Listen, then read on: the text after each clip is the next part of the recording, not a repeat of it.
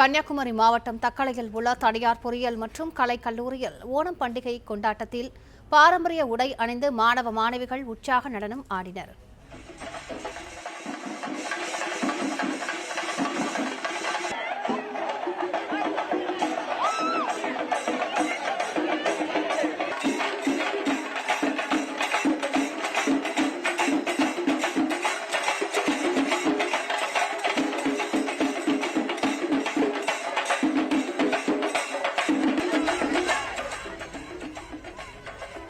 கூடுதல் விவரங்களை செய்தியாளர் கண்ணனிடம் கேட்கலாம். கண்ணன், இந்த விழா எப்படி கொண்டாடப்பட்டது? பொறியியல் கல்லூரியில் விவரங்களை பதிவு பண்ணுங்க.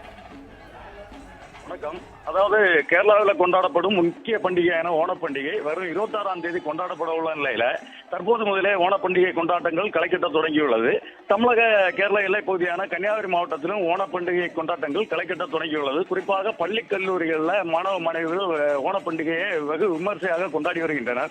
அந்த வகையில தக்கலை குமார கோயில் பகுதியில் உள்ள தனியார் பொறியியல் மற்றும் கலை கல்லூரியில இந்த ஓணப்பண்டிகை கொண்டாட்டம் களை கட்டியது. கேரள பாரம்பரிய உடை அணிந்து வந்த மாணவ மாணவிகள் அட்டப்பூ கோலமிட்டும் ஓண ஊஞ்சலாடியும் மகிழ்ந்தனர். மாணவர்கள் மாவேலி வேடமணிந்து செண்டமேளம் முழங்க வாகனத்தில் ஊர்வலமாக வந்த நிலையில செண்டமேளம் இசையில மாணவ மாணவிகள் ஆட்டம் போட்டு ஓணம் பண்டிகையை சிறப்பாக கொண்டாடி மகிழ்ந்தனர்.